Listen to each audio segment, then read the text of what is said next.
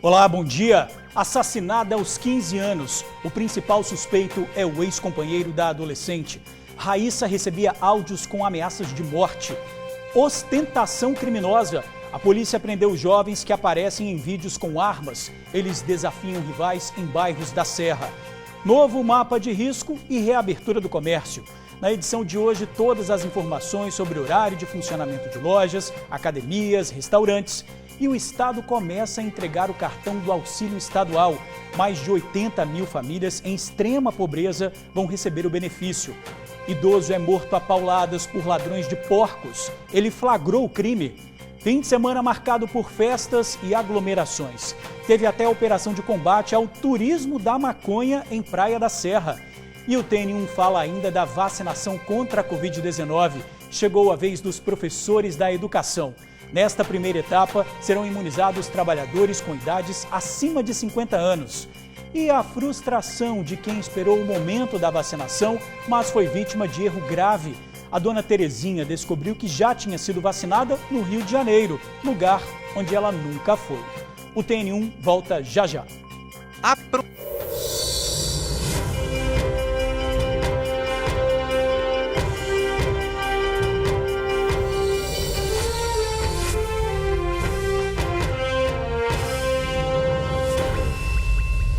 Olha, estamos de volta, agora 11 horas e 44 minutos.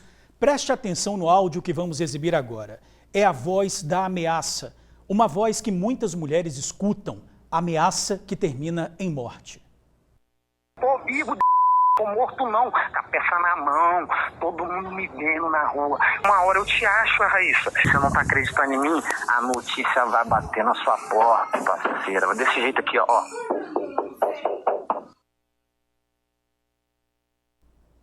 Olha, gente, a vítima é a adolescente Raíssa da Silva Souza, de 15 anos. O principal suspeito é o namorado dela, que ainda não foi encontrado. Raíssa foi morta dentro da casa do tio dela, em Cariacica. O namorado enviava áudios ameaçando a adolescente de morte. O rosto de menina entrega a pouca idade. Raíssa tinha apenas 15 anos. Foi morta com um tiro na cabeça, disparado por uma metralhadora semi-industrial, nesta casa em que mora o tio de Raíssa, em Vila Prudêncio, Cariacica. O suspeito, o ex-companheiro Guilherme Mamed Santos, de 26 anos, que está foragido. Para a família, infelizmente, uma tragédia anunciada. A gente ficou chocado, mas na verdade a gente já esperava uma notícia desse tipo, porque eles não... Ela era muito jovem, né? E ele já é assim, mais velho. E eles viviam brigando, ela queria se separar e ele ameaçava inclusive a família, né? Ao pai, aos tios. A fala da família é confirmada por um áudio enviado no dia anterior ao assassinato. O ex-companheiro não poupou Raíssa de graves ameaças. Tô vivo, tô morto não. Com a peça na mão, todo mundo me vendo na rua. Uma hora eu te acho, Raíssa. Se você não tá acreditando em mim, a notícia vai bater na sua porta, parceira. Desse jeito aqui, ó.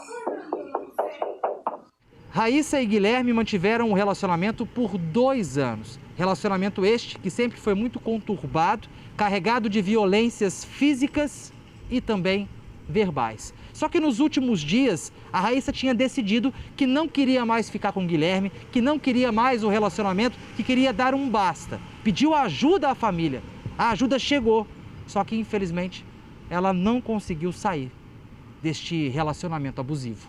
Ela chegou na casa da mãe dela e aí mais tarde o pai dela estava trabalhando. Mais tarde ele foi lá chamar ela, falou que parece que era só para eles conversar, coisa e tal. Aí vieram para Vila Prudêncio, na casa de um tio dela que mora lá. E chegou lá, tudo muito estranho, porque estavam os 3 dentro de casa e os vizinhos falaram assim que na hora que eles escutaram o tiro, saiu o tio e o rapaz para fora pedindo socorro. Neste domingo, a família precisou reconhecer o corpo da adolescente no Departamento Médico Legal de Vitória. Guilherme tem passagem pela justiça por furto e homicídio qualificado. A familiar de Raíssa, que conversou com a gente, perdeu o filho assassinado há apenas 90 dias. 3 meses fez dia 22 que mataram meu filho também lá no Flechal. Dentro de casa, o Hélio, que mataram dentro de casa. O ano nem começou para a família e acabou no dia 23 de janeiro, para nós acabou. A gente agora quer uma resposta, que a polícia faça alguma coisa. Até quando, gente? Olha, a Polícia Civil disse que o caso segue sob investigação da Delegacia Especializada de Homicídios e Proteção à Mulher e até o momento nenhum suspeito do crime foi detido. Quem tiver alguma informação, ligue aí então para o Disque Denúncia 181. Bom, vamos falar então agora da pandemia no Espírito Santo. Vamos ver como é que está a ocupação aqui dos leitos de UTI hoje em todo o estado. Caiu em relação à semana passada, 87%. Na região metropolitana nós estamos com 90%, um índice menor também da semana passada. No sul, 87%. E olha só, no norte e na região central nós chegamos a 79% de ocupação, abaixo aí de 80%. Vamos ver agora o próximo então. Nós temos aí o número de casos confirmados em todo o estado, 427.643 casos, pacientes curados quase 400 mil e o número de óbitos 9.165. Nós temos também a ocupação dos leitos de enfermaria, que mais uma vez caiu. Está em 63% em todo o estado. Na região metropolitana, uma queda nesse fim de semana, nós chegamos a 73%, no sul 62%, no norte 42% e na região central 57% ocupação de leitos de UTI, que é a entrada aí dos doentes no setor público, né? E também no setor privado, mas aqui especificamente no setor público. E houve também uma mudança no mapa de risco, né? Já valendo a partir de hoje. Olha só como é que está o mapa de risco, né? De hoje até o próximo dia 2. Risco extremo, nós temos 5 municípios agora. No risco alto, 50 municípios, incluindo toda a Grande Vitória. E no risco moderado, 23 municípios em todo o estado. Então, para essa semana, com a mudança no mapa de risco, o comércio, academia, restaurantes voltam a funcionar. Vamos ver. Olha, para as academias é permitido o funcionamento com no máximo 20 alunos, por horário de agendamento. Proibido atividade aeróbica, coletiva e individual em espaço fechado. No transporte coletivo, funcionamento de segunda a sábado, das 5 da manhã às 10 da noite. Com limite de 75% de ocupação do transporte intermunicipal e interestadual, inclusive o ferroviário. E limitação de embarque até às 10 da noite no transporte rodoviário. O Transcol apenas para servidores da saúde aos domingos e feriados. Os estabelecimentos comerciais funcionam da seguinte forma: é permitido o funcionamento de atividades comerciais de segunda a sexta-feira, das 10 da manhã às 6 da noite, e aos sábados, das 10 da manhã às 2 da tarde. Prestadores de serviço, horário livre de funcionamento. Take-away e drive-thru são permitidos. Podem funcionar no horário estabelecido com proibição de consumo presencial e take-away as distribuidoras de bebidas e lojas de conveniências. Supermercados e padarias podem funcionar aos domingos e feriados. Nas lanchonetes e restaurantes, podem funcionar com atendimento presencial de segunda a sexta, das 10 da manhã às 8 da noite e aos sábados, das 10 da manhã às 4 da tarde. Restaurante com capacidade de uma pessoa a cada 5 metros quadrados, mantendo o distanciamento de 2 metros entre as mesas. Take-away e drive-thru são permitidos. Shopping Center, permitido atendimento ao público de segunda a sexta, do meio-dia às 8 da noite e aos sábados, do meio-dia às 4 da tarde. Mais uma vez, take-away e drive-thru são permitidos. Podem funcionar no shopping center os restaurantes de segunda a sexta, do meio-dia às 8 da noite e aos sábados, do meio-dia às 4 da tarde. Pois é, né? A mudança nos horários de funcionamento trouxe alívio para muitos comerciantes. Donos de lojas e restaurantes esperam compensar os prejuízos. Afinal, está vindo aí o Dia das Mães. Confere ali, ajeita de cá. Tem que deixar a arara bonita para chamar a atenção dos clientes. Depois de um tempo de portas fechadas e funcionamento em dias específicos, a Débora está animada para vender. A gente está bem empolgado, né, para a retomada agora da abertura do comércio. Né? A gente espera que a gente tenha um saldo bem positivo, né, porque com o comércio fechado atrapalha muito as vendas. Por aqui, para não perder freguês, eles optaram pela venda online. E durante os 3 dias, que até semana passada era a regra, a procura foi grande. A gente estava vendendo muito bem online, né? Mas tem aqueles clientes que gostam de vir à loja, provar roupa, escolher os seus modelos. Nessa outra loja de roupas, para manter as portas abertas, o jeito, férias coletivas. Nós demos férias, né, a alguns funcionários nossos para que pudesse amenizar, né, a situação da empresa, financeiramente falando, mas agora é uma nova etapa e, né, com certeza, né, nós vamos com mais entusiasmo, com mais garra. E com a proximidade do Dia das Mães, promoção para chamar o freguês. Já estamos aí já separando alguns produtos e para poder colocar já com desconto nas nossas araras, no nosso ponto de venda. As lojas no Polo de Moda da Glória já estão abertas e ainda com expectativa, afinal de contas, em breve, sem ser esse, o próximo domingo, Dia das Mães. Segundo a FEComércio, é um momento muito importante.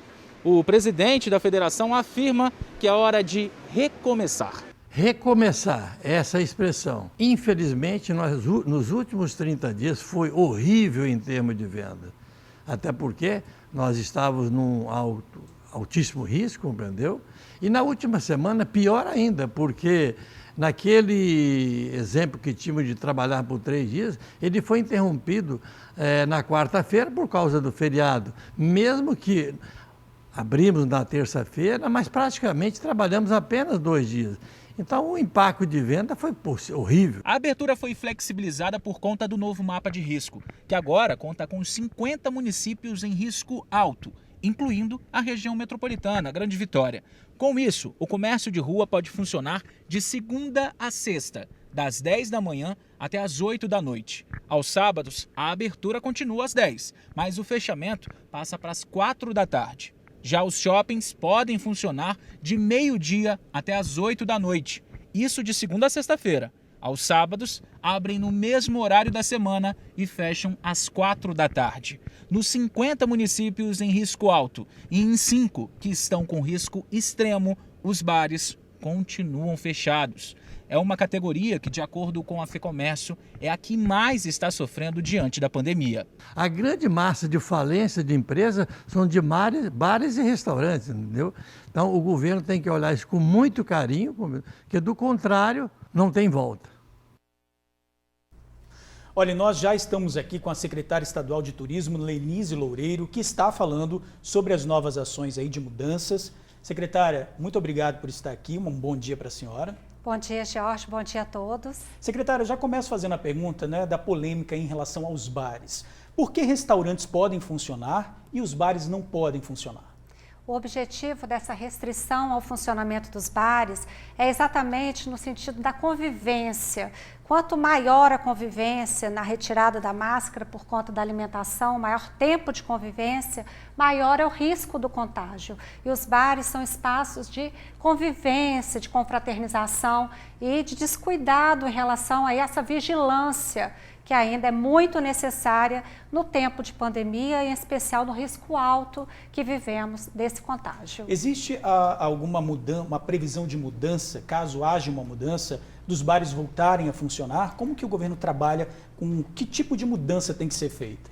No risco alto, elas não funcionam, os bares, mas no risco moderado já são permitidos os funcionamentos de estabelecimentos como os bares, mas também com muita observação da capacidade desses ambientes, não havendo proximidade, né, indicada para realmente o uso sem máscara e papear e se descuidar. Então o bar ele fica assim para um outro momento, que é quando classificado o município em risco moderado, que não é o momento da Grande Vitória, mas é permitido, né, o take away, que é a retirada e levar uma bebida para sua casa, se for o caso, providenciar um delivery. Essas atividades são permitidas dessa forma. O governo, secretária, também deu a opção para um atendimento individual dos alunos nas escolas. Como isso vai ser gerenciado pelas escolas? Já estamos percebendo um agendamento diante de um atendimento individualizado que é possível, né? Então o professor ele faz ali o atendimento de orientação, uma tarefa de casa, que seja também um reforço escolar necessário por uma dificuldade apresentada. Então as escolas estão com essa programação já em curso essa semana, já percebemos que muitas escolas se organizaram para esse atendimento individualizado. O professor ou o colaborador do professor nesse atendimento à criança, no reforço escolar, no atendimento, na formação do aluno. Pois muitas dúvidas também ocorrem em relação à atividade física. não é? Restrição para a academia, mas não há restrição para o ar livre. Mas tem, por exemplo, a quantidade de pessoas que podem ficar, por exemplo, com um professor numa praia?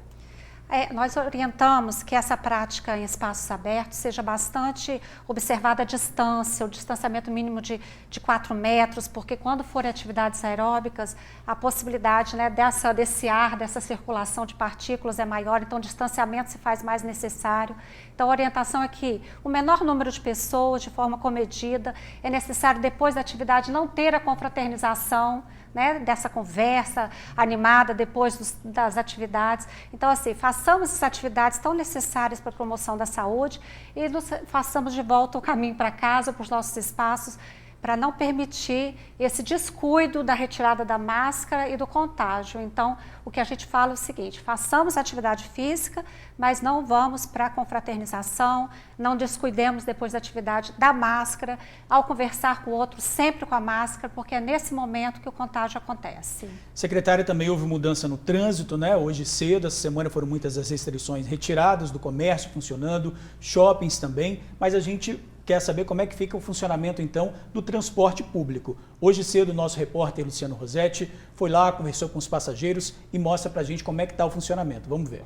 Mais uma vez, estamos aqui para ouvir o desabafo de quem não tem escolha a não ser encarar uma lata de sardinha todos os dias. Sai daqui do terminal cheio, então quer dizer, eles falam que não pode ter aglomeração, mas dentro dos ônibus não tem como, né? Você vai ter aglomeração do mesmo jeito.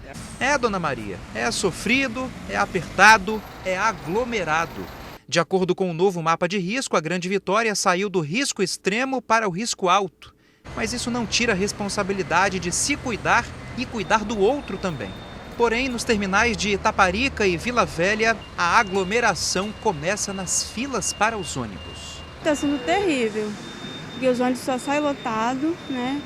E o governo não faz nada, né? Eles colocam, discriminam coisas essenciais e os ônibus também são essenciais, né?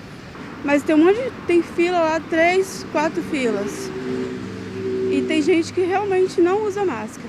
Às vezes a pessoa entra de máscara e lá dentro eles tiram a máscara. Aí às vezes coloca a máscara no queixo. Eu já vi gente até, é engraçado, com máscara no olho dormindo. Com o novo mapa, os coletivos voltam a circular de segunda aos sábados, das 5 da manhã às 10 da noite. Lembrando que aos domingos e feriados, o transporte público estará proibido para as pessoas em geral. Os ônibus do sistema Transcol vão circular apenas para profissionais da saúde. Como no próximo sábado, dia 1º, é feriado, os coletivos vão rodar no esquema especial. A aglomeração começa dentro dos ônibus, não tem esse negócio, a gente precisa pegar, então acaba tendo que pegar o ônibus lotado, não tem para onde correr. Rapaz, andar de ônibus está meio complicado, porque nessa pandemia que a gente está, os ônibus tinham que estar mais vazios, né? Nessa situação que nós estamos passando, os ônibus estão saindo muito cheios. Ou seja, algumas linhas estão com muitas pessoas que estão indo em pé. Algumas vão mais tranquilas, mas algumas estão com superlotação. Então eu acho que o governo devia fazer alguma coisa nesse sentido, né? Olha, a Ceturb disse que a operação do Transcol está sendo realizada com toda a frota e que o horário de funcionamento foi estabelecido pelo governo do estado. A orientação é de obedecer a distância segura nas filas nos terminais, usar máscara, utilizar o aplicativo Ônibus GV para se programar e evitar veículos cheios. Os usuários podem procurar fiscais das empresas e também agentes da Ceturb nos terminais, caso presenciem o desrespeito às recomendações. Vamos voltar a falar aqui com a secretária Lenise Loureiro. Secretária, então assim, teve uma certa flexibilidade, não é, no mapa de risco dessa semana, o comércio comemorou e a gente pode dizer que isso vai continuar ou as medidas podem voltar? É importante que todos façamos ali o dever de casa, que é o cumprimento dos protocolos. Com essas medidas, semanalmente, nós avaliamos a classificação dos municípios. Mas quando o município ele é classificado num grau alto, ele permanece nesse momento por 14 dias, né? A não ser que ele seja classificado de uma forma ainda mais preocupante, que aí ele pode migrar até para um risco extremo. mas nós percebemos um momento favorável que, se a população realmente cumprir as medidas de posicionamento e comportamento cidadão nessa pandemia, nós em 14 dias podemos reavaliar. Se os números estiverem melhores, tanto do número de infectados, quanto, de fato, os óbitos e a ocupação dos leitos nas unidades de saúde que buscam os hospitais, tudo isso é observado para a classificação de um município. Então, o poder local, o prefeito, os cidadãos, eles têm um papel importante na classificação dos municípios. Então, vamos fazer a diferença para que em 14 dias nós tenhamos aí um risco moderado, se Deus quiser. É o que a gente espera, né? Sim. Secretária Lenise Loureiro, muito obrigado pela participação. Obrigada a vocês. E olha, na Serra, a polícia prendeu 2 integrantes de uma gangue que intimidava traficantes rivais e ostentava armas no meio da rua. Eles aparecem em um vídeo que está circulando nas redes sociais. O Felipe Chicarino está ao vivo com a gente e tem mais informações sobre esse vídeo. Felipe, boa tarde para você. Oi, George, boa tarde para você, boa tarde, Bruna, boa tarde a todos que nos acompanham pelo TN1. Muito obrigado pela audiência de todos vocês, uma ótima segunda-feira a todos. Ao meu lado, o Capitão Dantas, aqui do 6º Batalhão da Polícia Militar na Serra, para comentar um pouco sobre esses vídeos que circularam neste final de semana nas redes sociais. Jovens ostentando armas, cada um com uma arma diferente, com um calibre diferente e também causando um susto e um pânico diferente. Ao meu lado, Capitão Dantas. Capitão, primeiramente, muito boa tarde, obrigado por receber a gente aqui tão gentilmente. Quero começar perguntando ao senhor o seguinte, o que passa pela cabeça de vocês, né, policiais que trabalham firmemente, diariamente com segurança pública, quando são colocados diante de vídeos de cenas como estas? Boa tarde. Boa tarde aos telespectadores da TV Tribuna. Este vídeo não termina nos causando tão grande espanto, porque não é a primeira vez que isso acontece.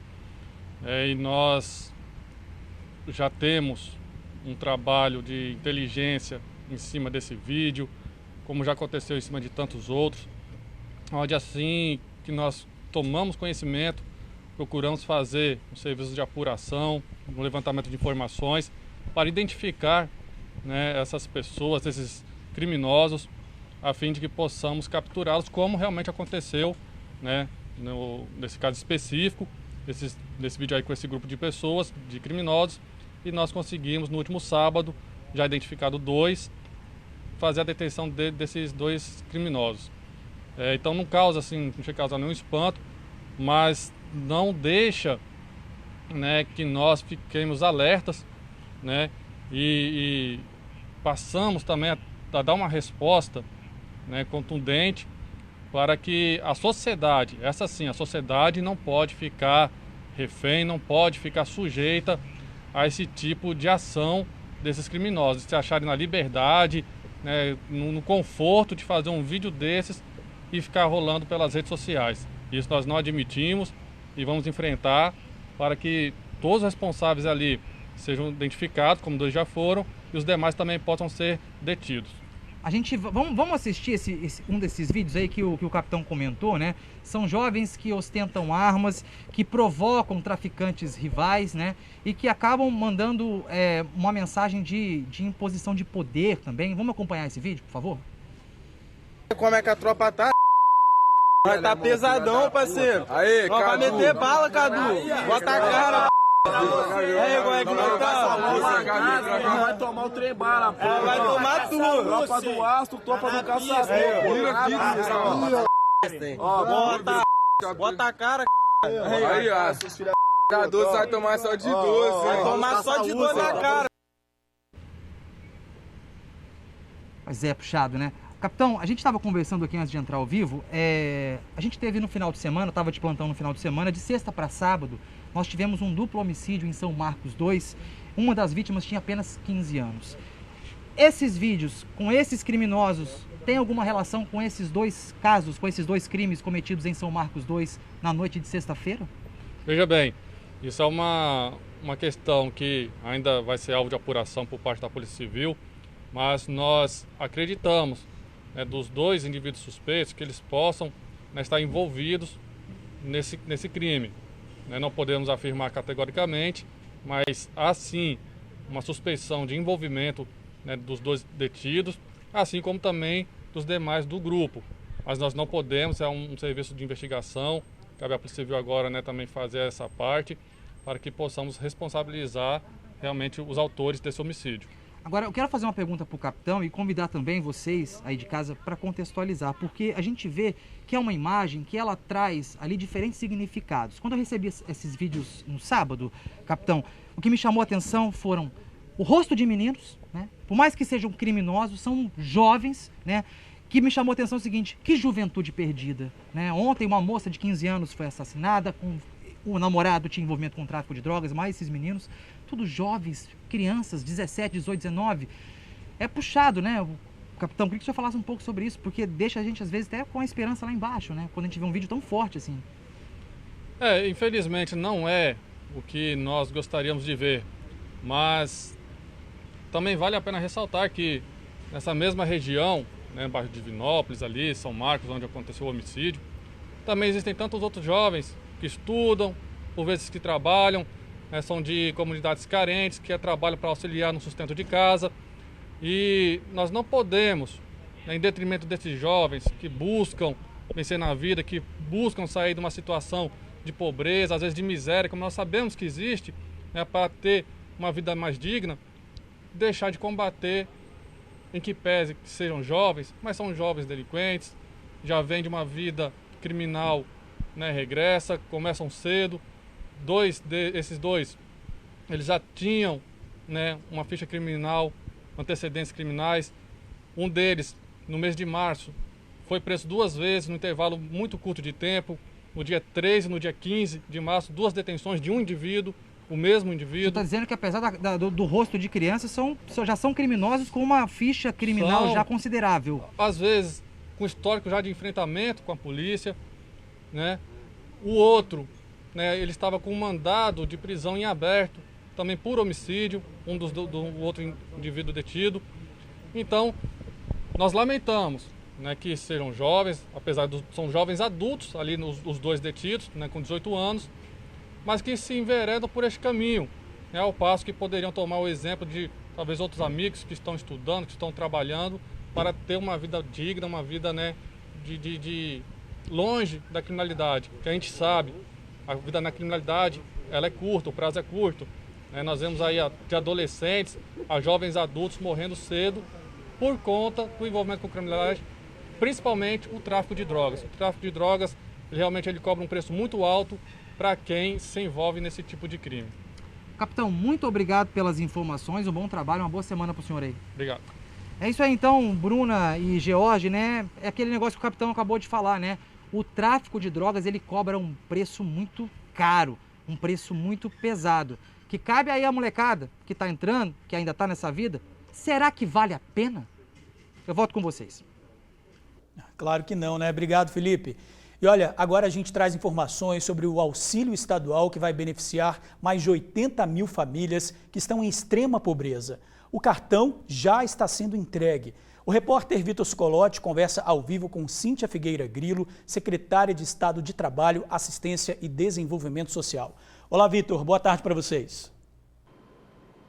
Ei, Jorge, boa tarde para você, boa tarde a todos que acompanham a gente no TN1, é isso mesmo. Hoje já aconteceu o ato simbólico da entrega do primeiro cartão ali numa pracinha de Nova Rosa da Penha, que fica em Cariacica. São mais de 80 mil famílias beneficiadas aí com esse cartão, no valor de R$600, que vai ser dividido ao longo 200 parcelas divididas em 3 vezes, né? 3 parcelas de R$200, para exatamente ajudar essas famílias que estão numa situação muito complicada, principalmente, é claro, por conta da pandemia. Você assistiu aqui, né, nos nossos telejornais histórias de vidas, né, de pessoas que estão infelizmente passando por muita dificuldade, e esse auxílio vem exatamente nesse momento para poder ajudar. Inclusive a nossa equipe foi até a pracinha e a gente conversou com o governador do estado, que falou sobre esse benefício. A gente vai ver o que ele diz agora, dá uma olhada.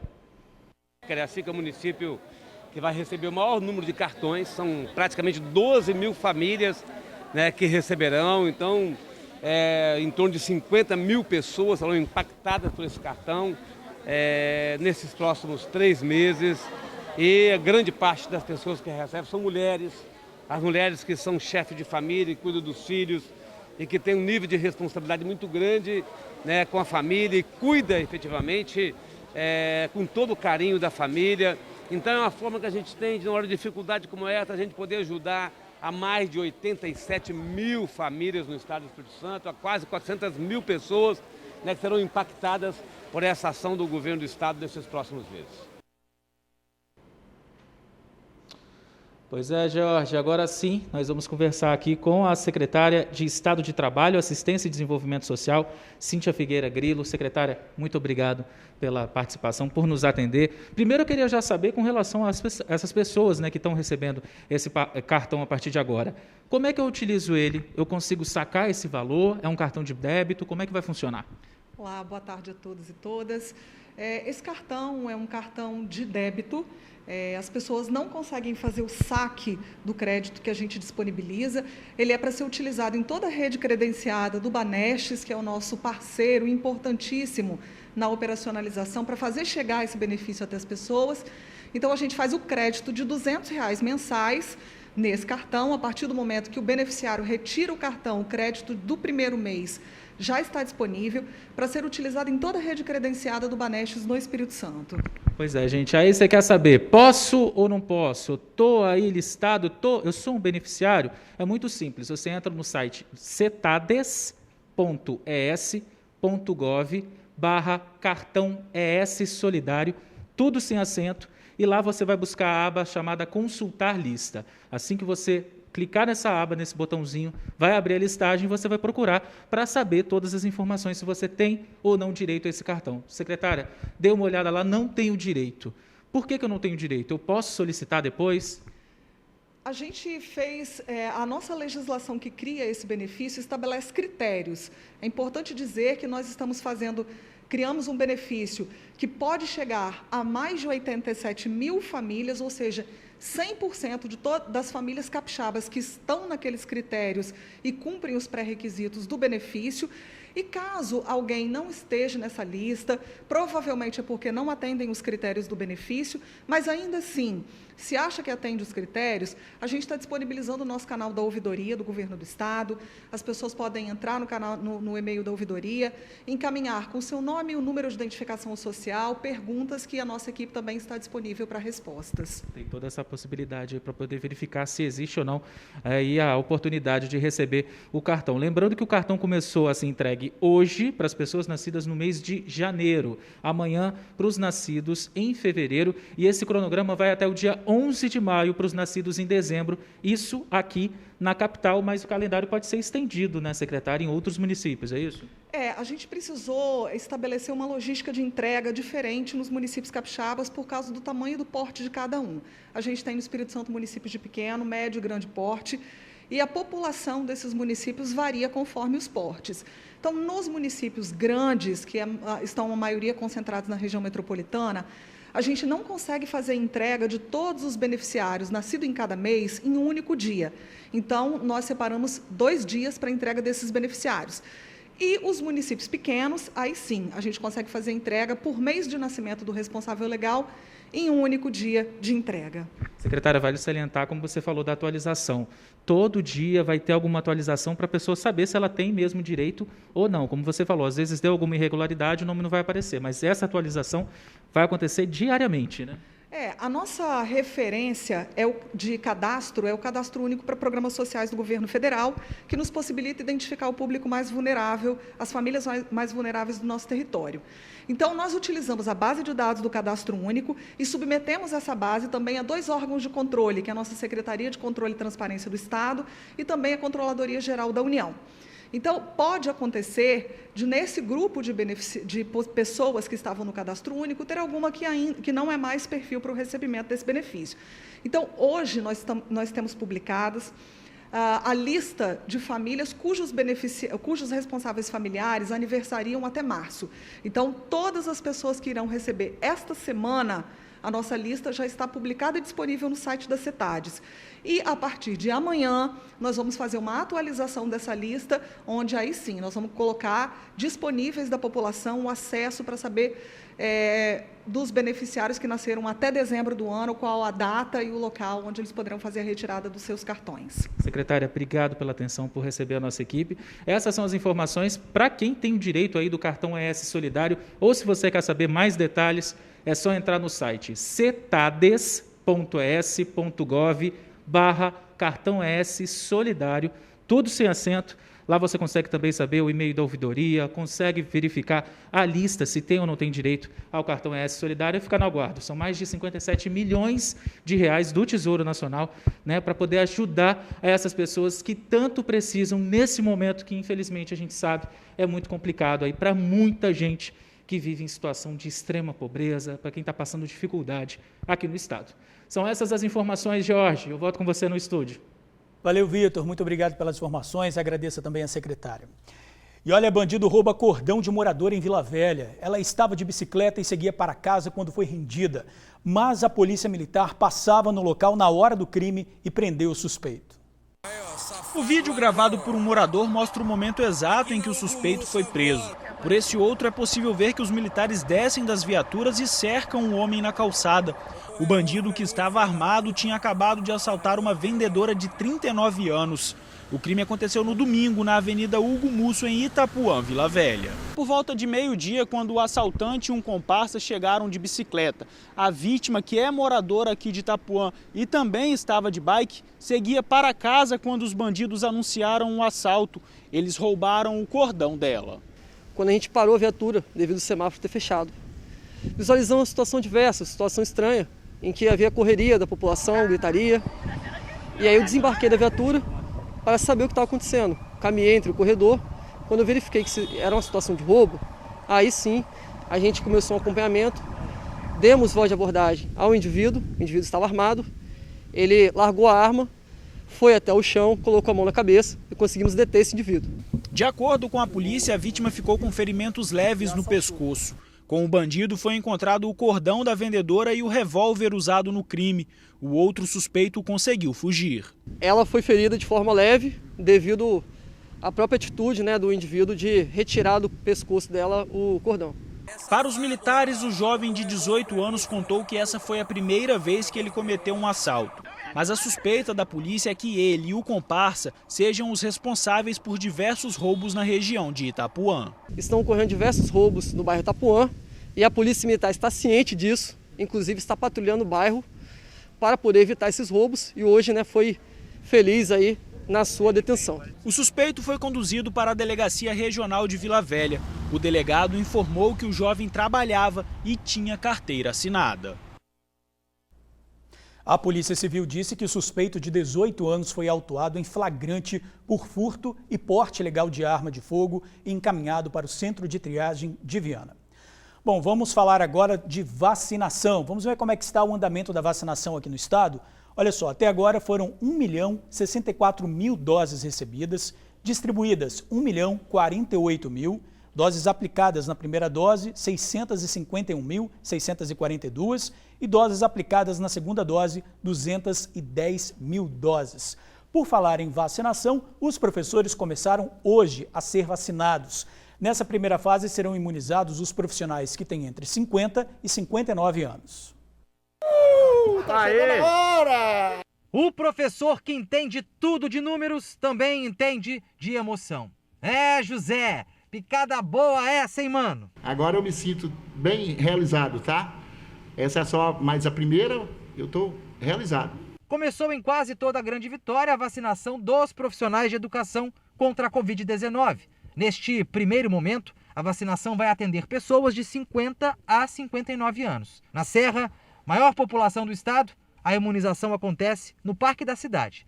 Por aqui, encontramos uma galera empolgada com a seringa, com a agulha e com a vida. Eu pensei que esse ano eu não ia me vacinar, né? Porque a gente fica ansioso com tudo, né?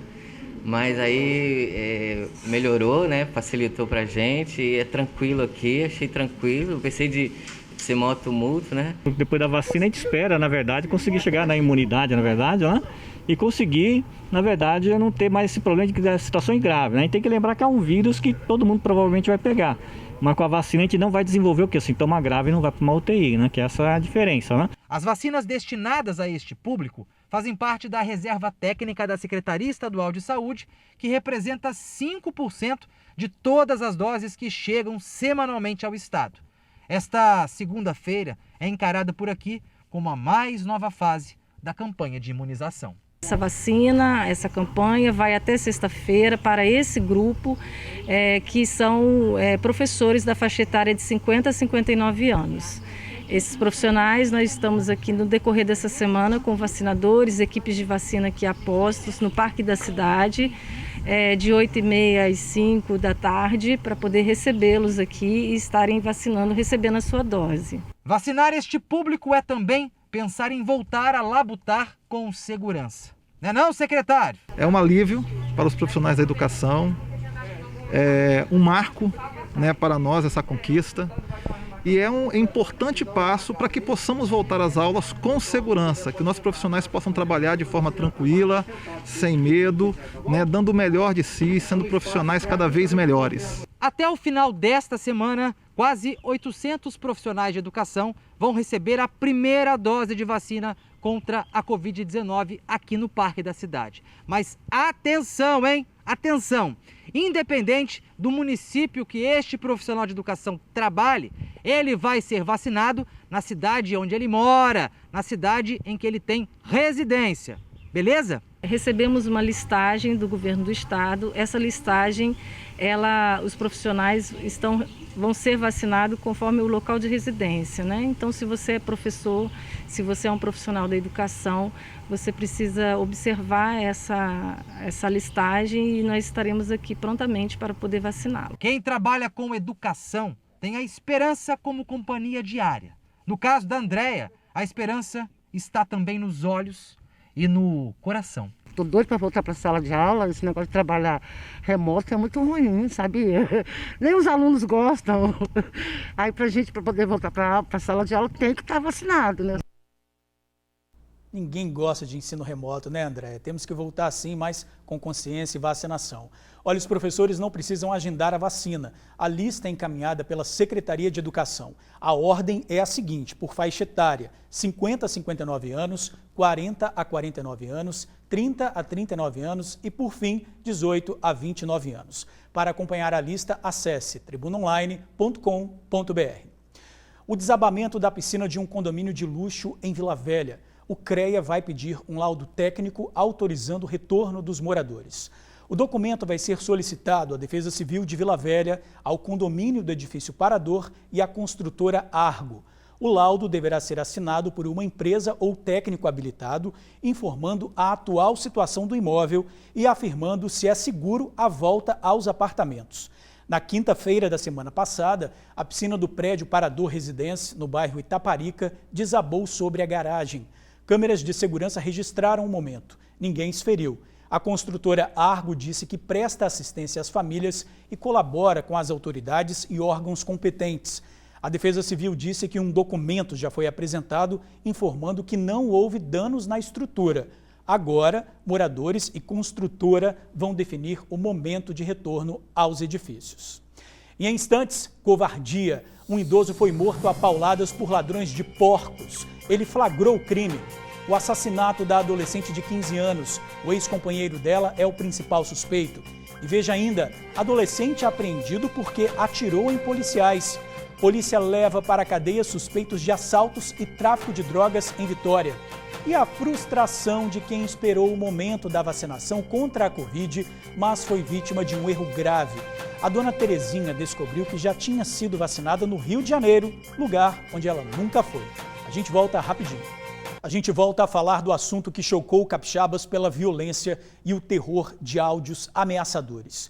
O namorado se sentia dono de uma adolescente de 15 anos.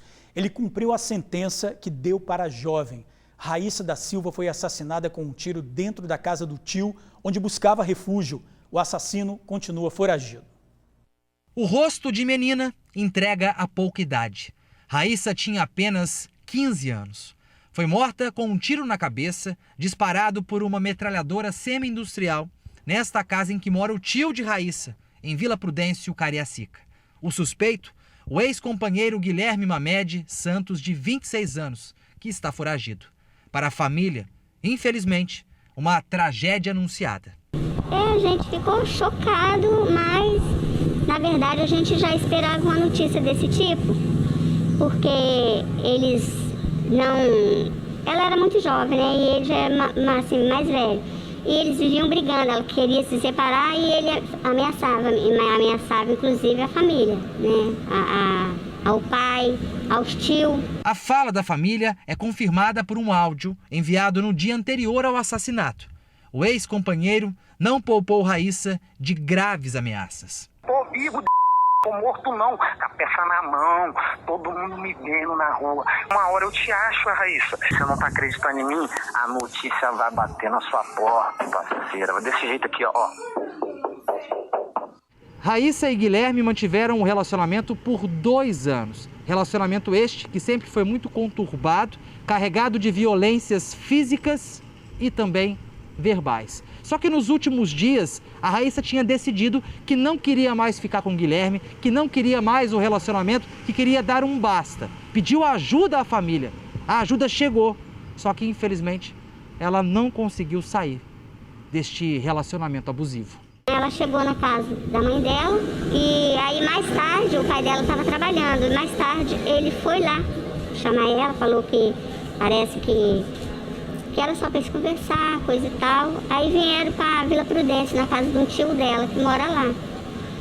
E chegou lá, tudo muito estranho, porque estavam os 3 dentro de casa e os vizinhos falaram assim que na hora que eles escutaram o tiro, saiu o tio e o rapaz para fora pedindo socorro. Neste domingo, a família precisou reconhecer o corpo da adolescente no Departamento Médico Legal de Vitória. Guilherme tem passagem pela justiça por furto e homicídio qualificado. A familiar de Raíssa que conversou com a gente perdeu o filho assassinado há apenas 90 dias. 3 meses fez dia 22 que mataram meu filho também lá no Flechal.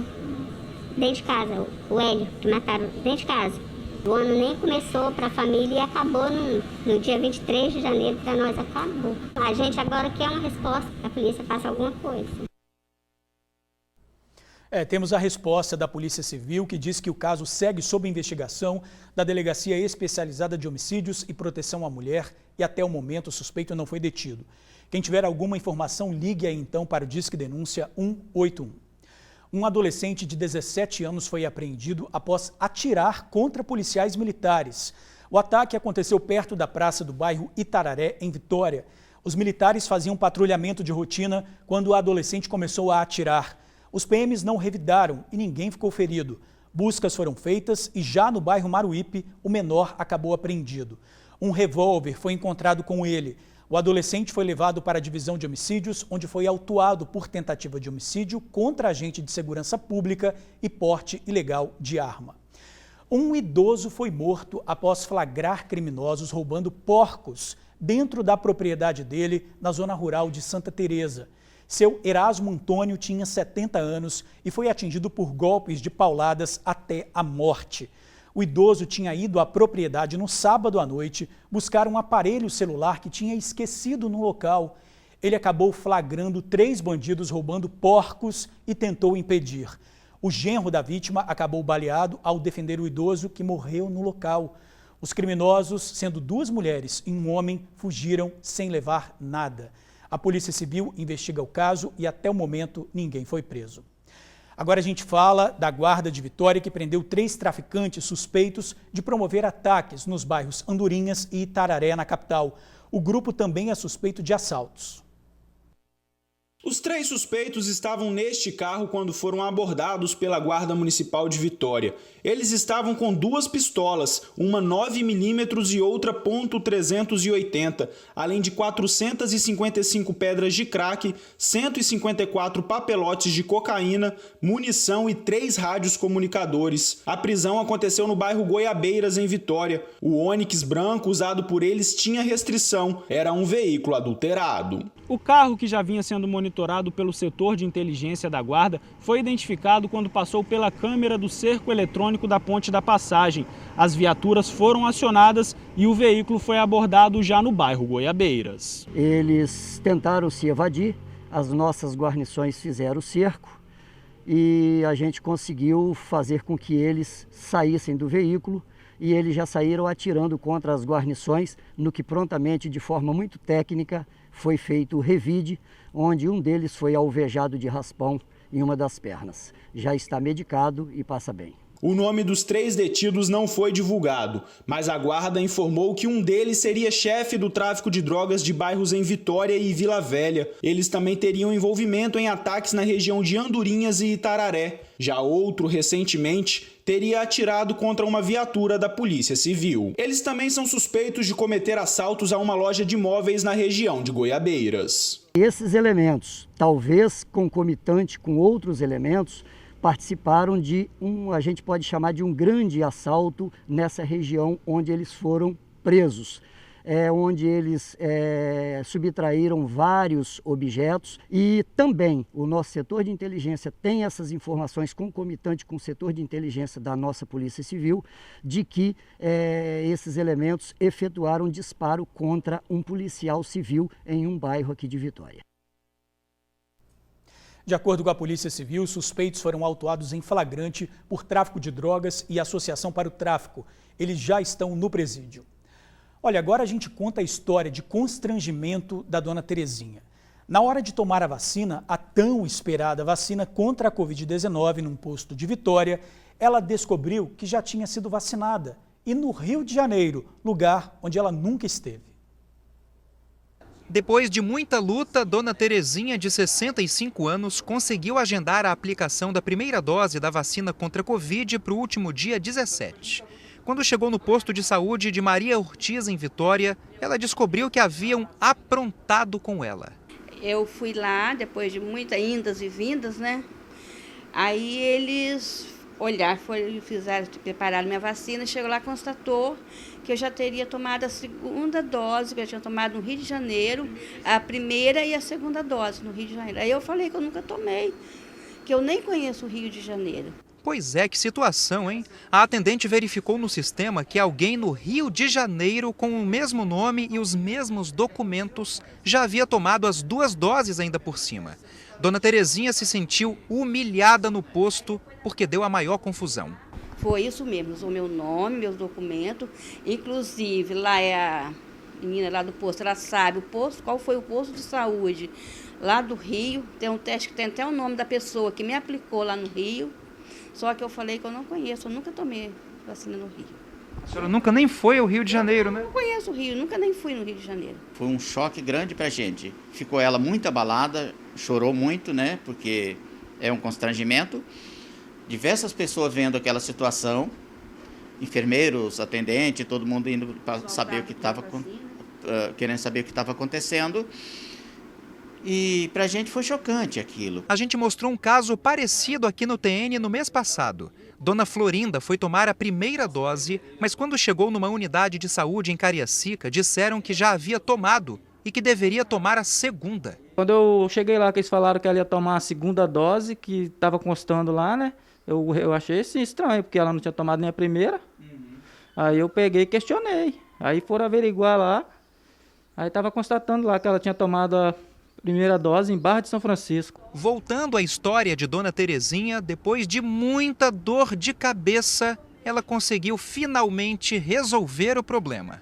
O problema, em tese, foi resolvido, né? A dona Terezinha teve a vacina dela agendada para amanhã, terça-feira, às 9 da manhã, no mesmo posto de saúde no bairro Maria Ortiz, em Vitória. Mas o problema só foi resolvido, só foi solucionado depois que o caso dela virou reportagem na última sexta-feira no jornal A Tribuna. Me ligaram para cá se eu poderia lá amanhã às 9h30 tomar vacina. Estou aguardando até amanhã para ver. Olha, a coordenação do Programa Estadual de Imunizações orientou o município sobre as medidas a serem adotadas. A dona Terezinha conseguiu agendar a vacina, como a gente viu, né? Fica aí na torcida para que dessa vez dê tudo certo. Um sargento da Polícia Militar morreu vítima da Covid-19. Kleber Evangelista tinha 50 anos e há cerca de 20 dias passou mal e precisou ser levado para o hospital da Polícia Militar. O quadro de Covid-19 evoluiu e o sargento foi transferido para o Hospital Jaime dos Santos Neves, onde ficou na UTI. Mas ontem ele acabou não resistindo às complicações da doença. Kleber estava na PM havia 28 anos e atualmente trabalhava no CIODES. Ele era casado e deixa 2 filhos, um de 9 e outro de 19 anos. E olha, o fim de semana foi marcado por aglomeração e festas clandestinas em Vila Velha.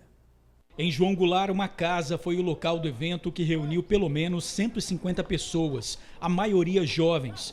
Por trás desse portão branco, muita bebida alcoólica, nenhum respeito a distanciamento ou a qualquer regra sanitária. Caixas de som foram apreendidas. Depois de uma operação conjunta da Guarda com outros órgãos, o local foi interditado. O organizador do evento foi levado para a delegacia, onde assinou um termo circunstanciado e foi liberado. Ele é reincidente. Há cerca de 15 dias já tinha sido detido pelo mesmo motivo. Na Praia da Costa, a aglomeração foi em um luau. Festa regada a bebida, drogas e música alta.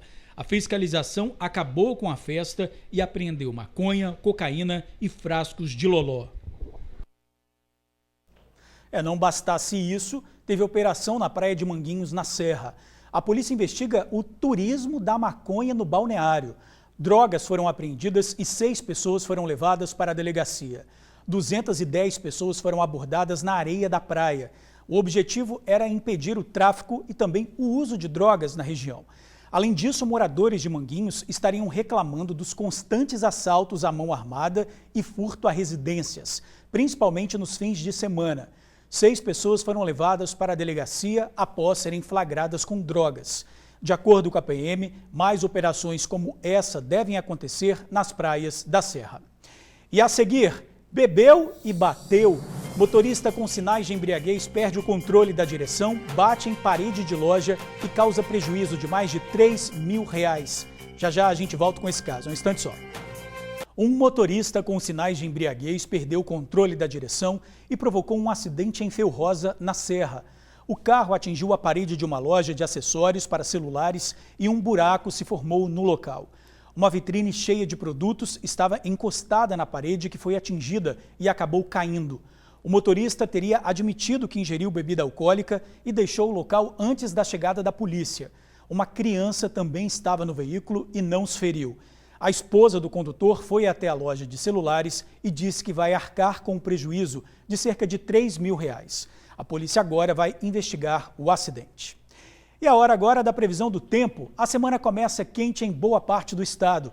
De acordo com o Incaper, o tempo vai ficar aberto, com poucas nuvens e céu no predomínio de sol, inclusive na Grande Vitória.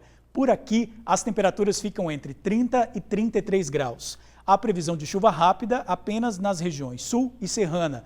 Lembrando que a partir de amanhã o tempo deve mudar bastante, hein? Uma possível queda de temperatura pode acontecer por causa da chegada de uma massa de ar frio, que deve trazer um friozinho aí para o estado. E a gente fica por aqui. Muito obrigado por assistir ao jornal, pela companhia de sempre e até amanhã.